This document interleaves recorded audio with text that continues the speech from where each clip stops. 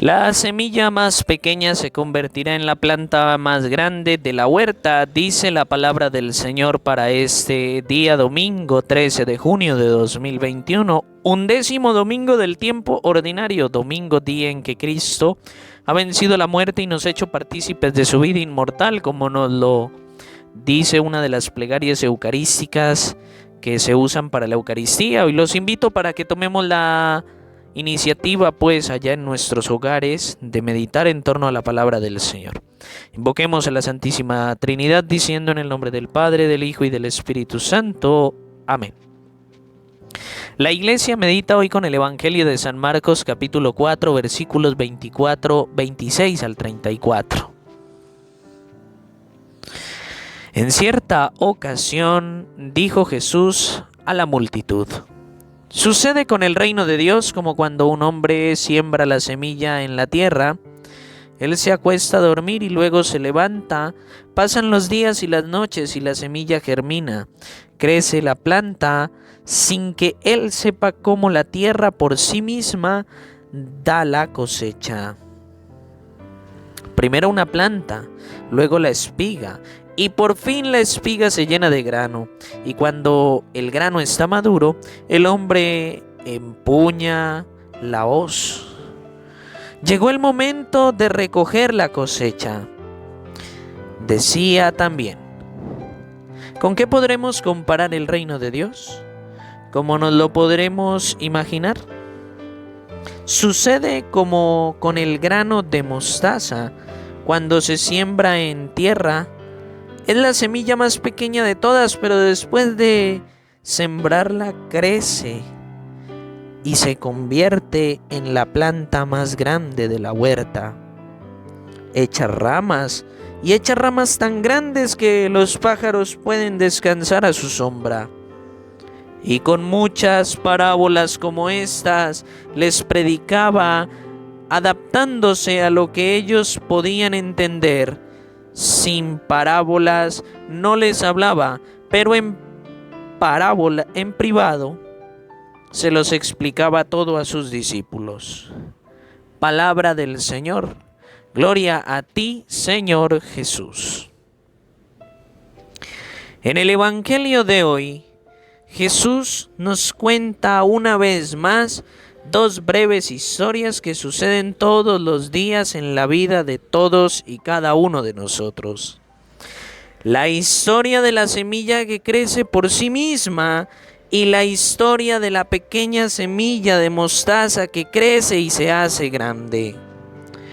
El hombre siembra su campo y sin que él sepa cómo, la semilla germina y crece, como nos lo narra el Evangelio de San Marcos capítulo 4 versículos 26 al 34.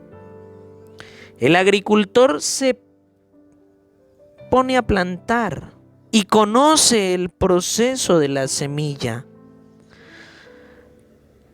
Después de que la semilla está sembrada, el fino hilillo verde, la hoja, la espiga, el grano, pues el agricultor sabe esperar y no ciega el grano antes de tiempo. Pero no sabe cómo la tierra, la lluvia, el sol y la misma semilla tienen esa fuerza de hacer crecer una planta de la nada hasta dar fruto. Así es el reino de Dios. Un proceso con etapas y momentos de crecimiento. La historia del pequeño grano de mostaza que crece y se hace grande. El grano de mostaza es pequeño, pero crece y al final los pajarillos anidan entre sus ramas. Así es el reino. Comienza muy pequeño, crece y extiende sus ramas. La parábola deja abierta una pregunta que tendría respuesta en el Evangelio más tarde. ¿Quiénes son los pajarillos? El texto sugiere que se trata de los paganos que no pueden entrar en la comunidad y participar del reino. Jesús explica la parábola a sus discípulos. Jesús se queda atónito ante la ignorancia de los discípulos. Eso lo vemos reflejado en San Marcos capítulo 4 versículos 13. Y en aquella ocasión responde con una frase difícil y misteriosa. Les dice: a ustedes se les ha confiado el misterio del reino de Dios. Sin embargo, a los de fuera, todo viene expuesto en parábolas para que miren y no vean, escuchen pero no entiendan, para que no se conviertan y sean perdonados. Esa frase mueve a la gente a preguntarse: entonces, ¿de qué sirve la parábola? ¿Para aclarar o para ocultar? Puede ser que Jesús se sirva de la parábola con el fin de que la gente continúe viendo en la ignorancia y no llegue a una auténtica conversión.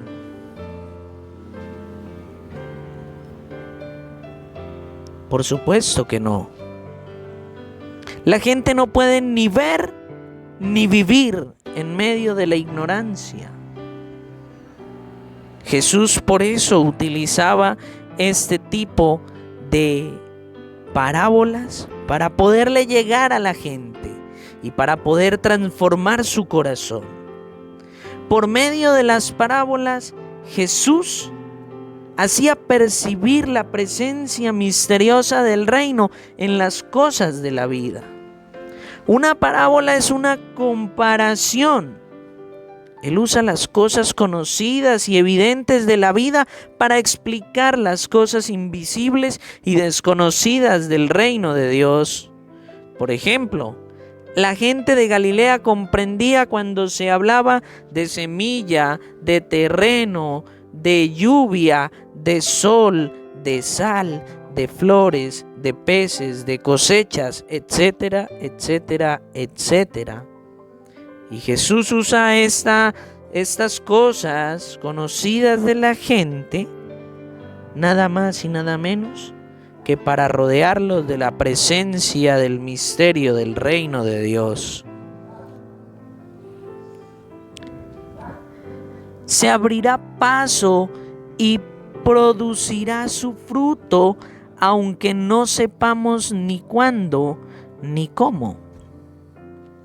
La semilla tiene su ritmo.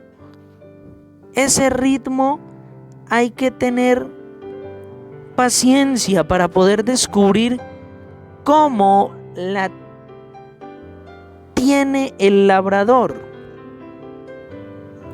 Nosotros lo que tenemos que hacer es colaborar con nuestro esfuerzo, pero el reino crece desde dentro de nosotros por la energía del Espíritu de Dios. Pues ya Jesús fue claro en un pasaje anterior a la Escritura. En la Escritura. Sin mí, nada podéis hacer. Jesús, nuestro trabajo es seguirle. Nuestro trabajo debe existir y debe de ser algo importante para nosotros, pero no es lo principal.